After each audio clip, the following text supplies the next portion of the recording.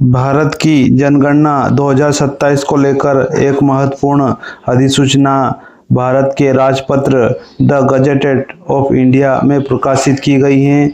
गृह मंत्रालय द्वारा जारी इस अधिसूचना में जनगणना के दौरान परिवारों से ली जाने वाली महत्वपूर्ण जानकारियों के बारे में बताया गया है। जनवरी 2027 से जनगणना का दूसरा चरण शुरू होने वाला है, जिसमें परिवारों और परिवार के सदस्यों से करीब 40 महत्वपूर्ण सवाल पूछे जाएंगे। तो आखिर भारत के राजपत्र में जारी इस अधिसूचना में क्या क्या कहा गया है, जनगणना 2027 के दूसरे चरण में कौन कौन से सवाल पूछे जाएंगे और इन जानकारियों को किस तरह से दर्ज किया जाएगा। तो इसमें सबसे पहला वाला प्रश्न है कि व्यक्ति का नाम, यानी आपका नाम पूछा जाएगा।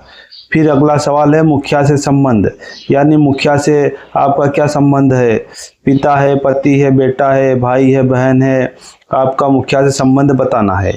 फिर अगला है लिंग, आपका लिंग महिला है या पुरुष है या थर्ड जेंडर है, क्या है।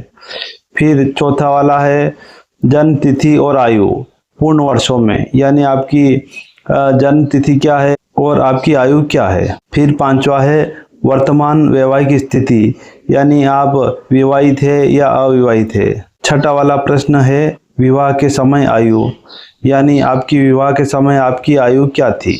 फिर सातवां वाला प्रश्न है पति पत्नी का नाम, आपसे आपके पति या पत्नी का नाम पूछा जाएगा। फिर आठवां है घोषित राष्ट्रीयता, यानी आपकी राष्ट्रीयता क्या है। फिर नवा वाला प्रश्न है धर्म, आपसे आपका धर्म पूछा जाएगा, आप हिंदू है, मुस्लिम है, सिख है, ईसाई है, कौन से धर्म से आप संबंध रखते हैं। फिर 10वां वाला प्रश्न है आप अनुसूचित जाति से है या अनुसूचित जनजाति से। फिर 11वां वाला प्रश्न है पिता का विवरण, यानी आपके पिता का पूरा विवरण देना पड़ेगा। फिर है माता का विवरण। फिर 13वां वाला प्रश्न है निःशक्तता, अगर आप विकलांग है तो हाथ से है, पैर से है, आंख से है, किस प्रकार से आपकी विकलांगता आपको बतानी पड़ेगी। फिर 14वां वाला प्रश्न है मातृभाषा एवं अन्य भाषाओं का ज्ञान, यानी आपकी मातृभाषा क्या है और मातृभाषा के अलावा और कौन कौन सी भाषाओं का ज्ञान है। फिर अगला है साक्षरता एवं डिजिटल साक्षरता की स्थिति, यानी आपने कहाँ तक पढ़ाई की है और आप डिजिटल साक्षरता में आप कहाँ तक पढ़े हैं। फिर अगला है शैक्षणिक संस्थान में शिक्षा ग्रहण की स्थिति। फिर अगला वाला प्रश्न है प्राप्त शिक्षा का उच्चतम स्तर तथा संकाय, यानी आपने कहाँ तक उच्चतम स्तर पर आपने अध्ययन किया है तथा आपका संकाय पूछा जाएगा। फिर 18 नंबर का प्रश्न है पिछले वर्ष किसी भी समय कोई कामकाज किया है, यानी आपने पिछले वर्ष कोई काम किया है, जॉब किया है, तो उसके बारे में भी विस्तृत जानकारी पूछी जाएगी। फिर 9वां वाला प्रश्न है आर्थिक कार्यकलाप की श्रेणी, यानी आपकी आर्थिक कार्यकलाप की श्रेणी क्या है। फिर 20वां वाला प्रश्न है व्यवसाय, यानी आप व्यवसाय क्या करते हैं, बेरोजगार है, मजदूर है, कृषि कार्य करते हैं या अन्य कोई व्यवसाय करते हैं। फिर 21वां वाला प्रश्न है उद्योग व्यापार अथवा सेवा का स्वरूप, यानी आपका उद्योग व्यवसाय अथवा सेवा का स्वरूप क्या है, बड़ा है आपका उद्योग, छोटा है, लघु उद्योग है, क्या है। फिर 22वां वाला प्रश्न है कर्मी का वर्ग।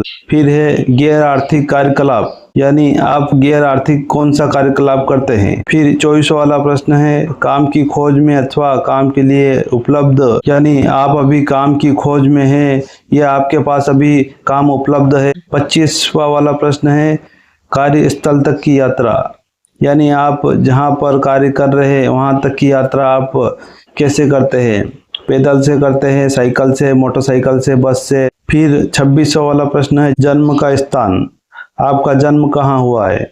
27वां वाला प्रश्न है पूर्व निवास स्थान, यानी आप अभी जहाँ पर निवासरत है उससे पूर्व कहाँ निवासरत थे। 28वां वाला प्रश्न है स्थान परिवर्तन का कारण, अगर आपने पूर्व में कहीं और निवास किया है उस निवास का परिवर्तन का कारण बताना पड़ेगा। फिर 29वां वाला प्रश्न है स्थान परिवर्तन के पश्चात इस गांव नगर में निवास की अवधि, यानी आपने अगर आपका निवास स्थान परिवर्तन किया है तो इस गांव नगर में कितने वर्षों से, महीनों से आप निवास रहे हैं, अवधि बतानी पड़ेगी।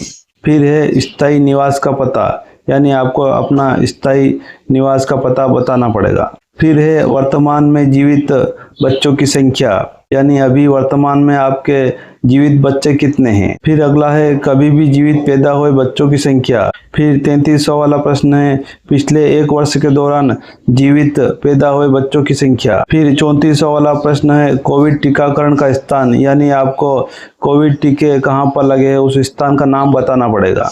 फिर है 3500 वाला प्रश्न बैंक खातों की कुल संख्या, यानी आपके नाम से कितने बैंक खाते संचालित हैं। फिर 3600 वाला प्रश्न है मोबाइल नंबर, यदि उपलब्ध हो तो, यानी अगर आपके पास मोबाइल नंबर है तो बताना है, अन्यथा नहीं बताना है। फिर 3700 वाला प्रश्न है आपका आधार नंबर, यानी आपसे आपका आधार नंबर पूछा जाएगा। फिर है 40वां सवाल वोटर ID कार्ड नंबर, यानी आपके पास अगर वोटर ID कार्ड नंबर है, आपका नाम मतदाता सूची में जुड़ा हुआ है तो आपको वोटर ID कार्ड नंबर बताना है। फिर है 39वां सवाल पासपोर्ट नंबर, यानी आपके पास अगर पासपोर्ट बना हुआ है आपको अपना पासपोर्ट नंबर बताना होगा, अन्यथा नहीं बताना है। 40वां और अंतिम सवाल ड्राइविंग लाइसेंस उपलब्ध है या नहीं, तो अगर आपके पास ड्राइविंग लाइसेंस बना हुआ है तो बताना है, अन्यथा नहीं बताना है।